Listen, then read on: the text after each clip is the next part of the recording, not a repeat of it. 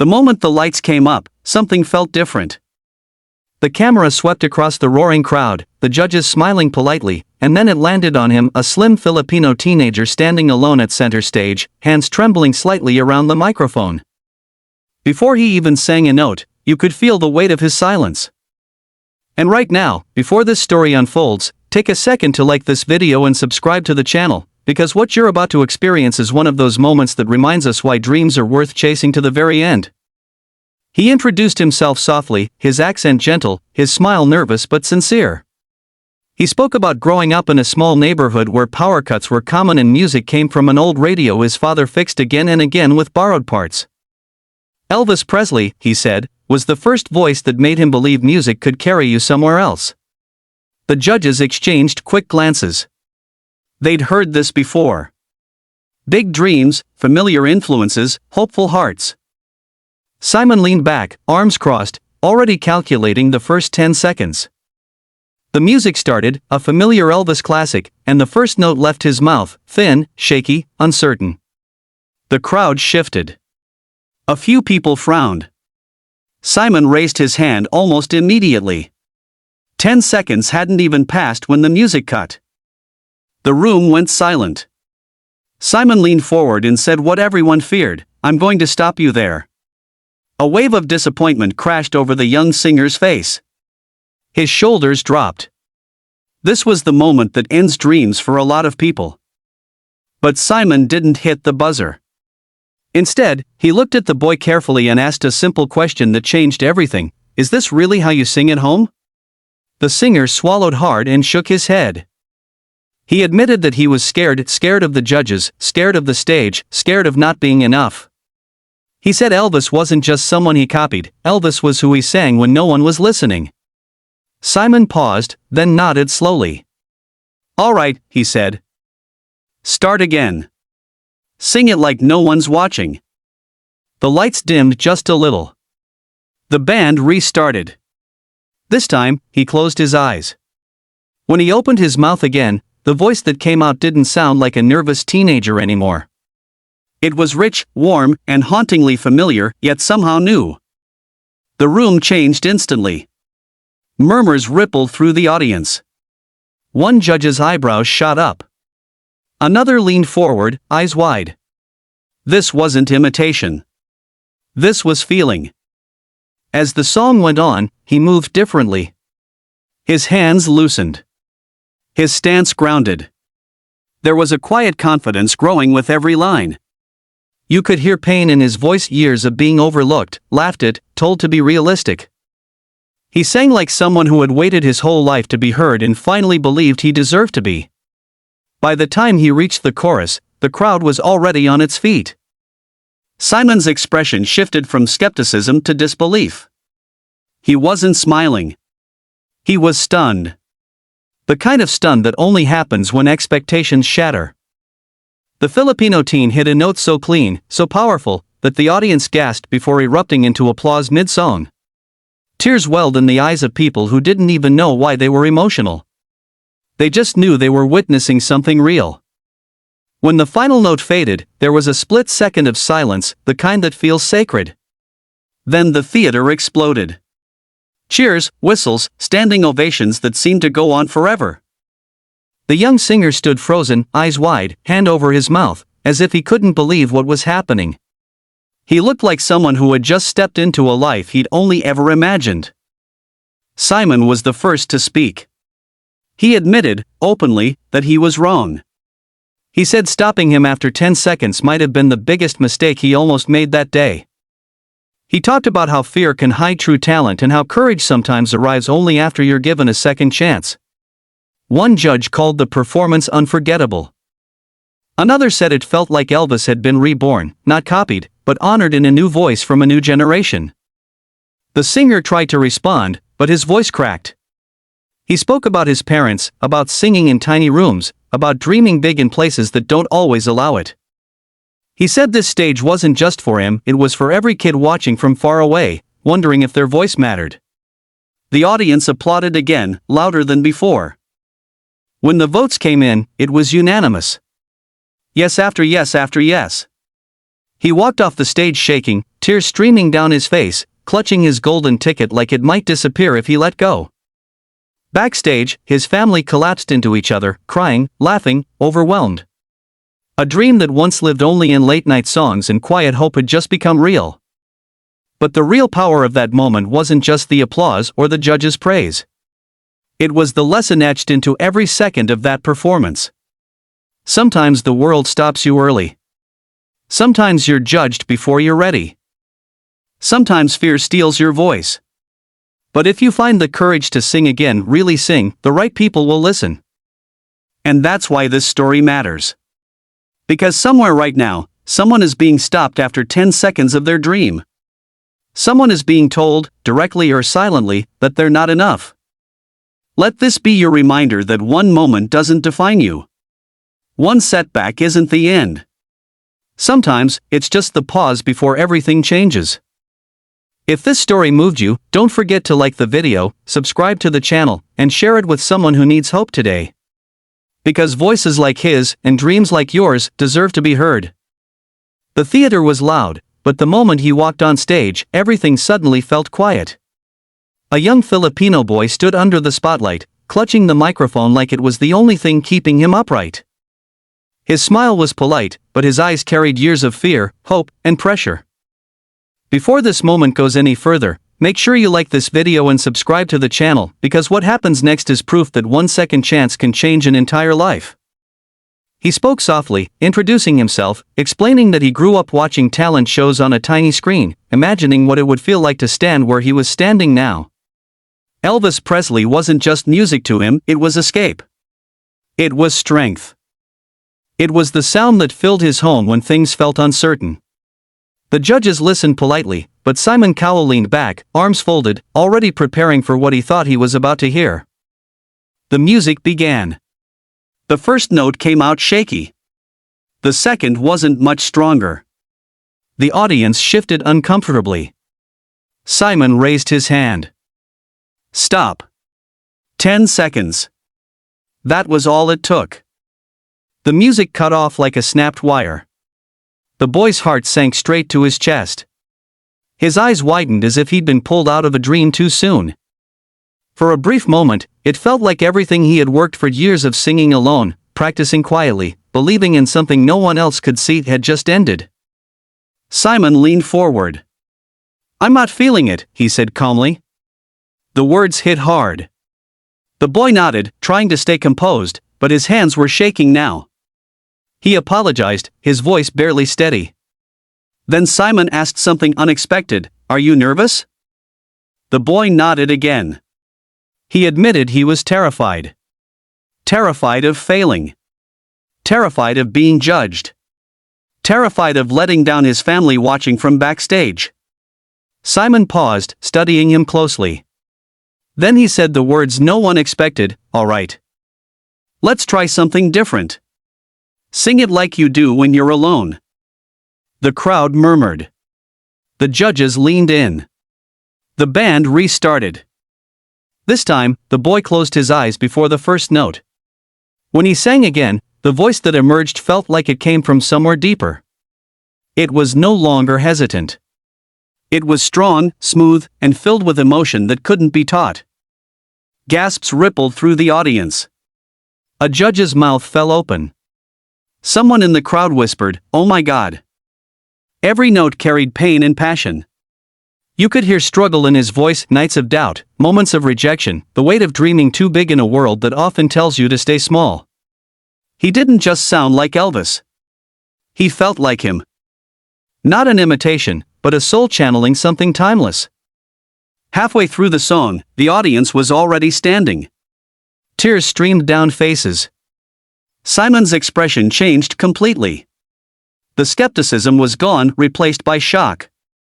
He leaned forward, eyes locked on the stage, shaking his head in disbelief as if to say, "How did I almost miss this?" The final note rang out, powerful and controlled, hanging in the air like a promise. Silence followed, then chaos. The crowd erupted. Cheers shook the room. The boy stood frozen, breathing heavily, hands trembling, trying to process what he had just done. He looked like someone who had finally been seen for the first time in his life. Simon stood up.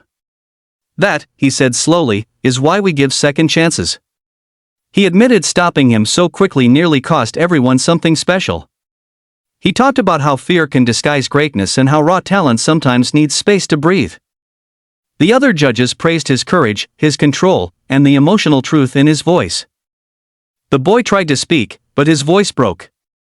He thanked his parents, his country, and everyone who ever believed in him when it was hard to believe in himself. He said he came to prove that dreams don't care where you come from, they only care how hard you hold on to them. For yes. No hesitation. As he walked off stage, tears poured down his face. Backstage, his family collapsed into hugs, crying uncontrollably. Years of sacrifice had led to this one moment, and it was worth everything. But the real magic wasn't the applause or the votes. It was the reminder that being stopped doesn't mean you're finished. No one noticed him at first. The cameras were busy sweeping the crowd, the judges were chatting, and the audience buzzed with anticipation. Then the spotlight locked onto a quiet Filipino teenager standing alone on the biggest stage of his life. His hands were cold. His heart was loud.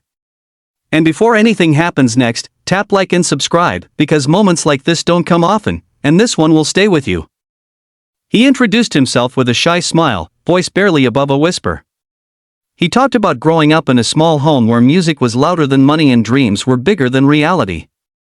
Elvis Presley, he said, was the first artist who made him feel strong when he felt invisible. The crowd smiled politely. The judges nodded. Simon Cowell leaned back, arms crossed. He'd heard thousands of stories like this. The music began. The first note came out unsure. The second wobbled. The magic everyone hoped for didn't arrive. A few seconds passed, then Simon lifted his hand. Stop. 10 seconds. The music cut instantly, slicing through the air like a knife. The boy froze. His face drained of color as the realization hit him, this might be it. Years of practicing alone, singing quietly so neighbors wouldn't laugh, believing in something no one else could see, all of it suddenly felt foolish. Simon leaned forward. "I'm not convinced," he said honestly. The words landed hard. The boy nodded, swallowing the lump in his throat. He apologized. He looked down. The audience held its breath. Then Simon asked a question no one expected. "Why does your voice sound like you're holding back?" The boy hesitated, then answered the truth. He said he was scared. Scared of messing up. Scared of disappointing his family watching from backstage. Scared that this stage was too big for someone like him. Simon studied him for a long moment. "All right," Simon said. "Forget us. Forget the cameras. Sing like you do when you think no one's listening." The band restarted. This time, the boy closed his eyes before singing. And when his voice came out, it felt like the room shifted. The sound was deeper, warmer, wrapped in emotion that couldn't be rehearsed. Gasps spread through the audience. One judge's eyes widened instantly. Another leaned forward, hand over their mouth. This wasn't nerves anymore. This was truth. Every lyric carried struggle. You could hear long nights, quiet doubts, and stubborn hope woven into every note. He didn't try to impress. He didn't oversing. He simply felt. The Elvis influence was there, but it wasn't imitation. It was respect. It was legacy reborn through a new voice from a different place. Halfway through the song, people were already standing. Some wiped away tears without realizing it. Simon's expression changed completely. The skepticism melted into disbelief. He shook his head slowly, staring at the stage as if he couldn't believe what he was hearing. The final note rang out, strong, controlled, unforgettable. Silence followed. Then the theater exploded. The crowd roared. Cheers echoed off the walls. The boy stood motionless, chest rising and falling, eyes wide, as if afraid this moment might disappear if he moved. Tears streamed down his face. For the first time, he wasn't invisible. Simon stood up.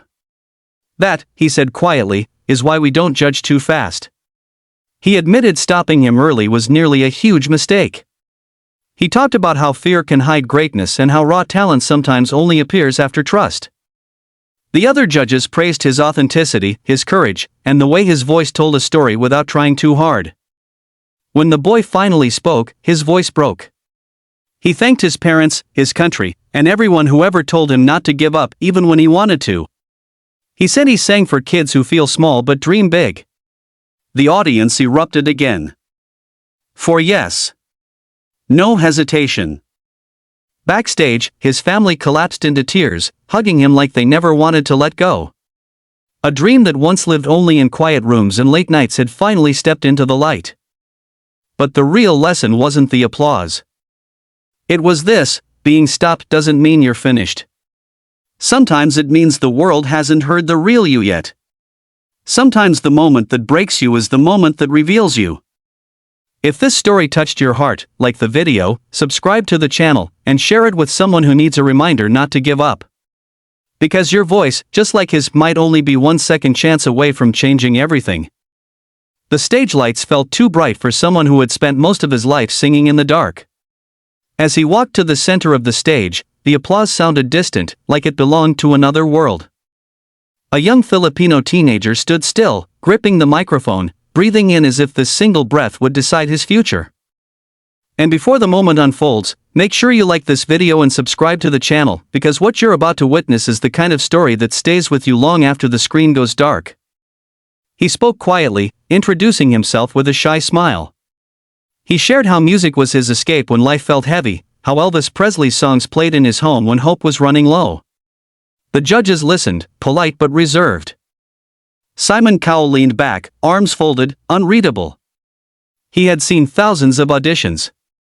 Most didn't make it past the first few seconds. The music began. The opening note wavered. The second didn't land the way he hoped. The room shifted uncomfortably. Simon raised his hand. "Stop." 10 seconds. The music cut off instantly. The boy's heart sank. His dream felt like it was slipping away right in front of him. He lowered his head, trying to hide the disappointment written all over his face. This was the moment he had feared most, the moment where belief meets reality and sometimes loses. Simon leaned forward, studying him. "You're holding back," he said calmly. The boy nodded, his voice barely steady as he admitted the truth. He was terrified. Terrified of failing. Terrified of being judged. Terrified that his voice wasn't enough for a stage this big. The audience fell silent. Simon paused, then surprised everyone. "Let's try that again," he said. "Sing like you're not trying to impress us." The band restarted. This time, the boy closed his eyes. When he sang again, something changed. The fear faded. The voice that emerged was deeper, richer, filled with emotion that couldn't be rehearsed. Gasps rippled through the crowd. A judge's eyebrows shot up. Someone whispered in disbelief. Each note carried weight: years of struggle, sacrifice, and quiet determination. He didn't just sing an Elvis song.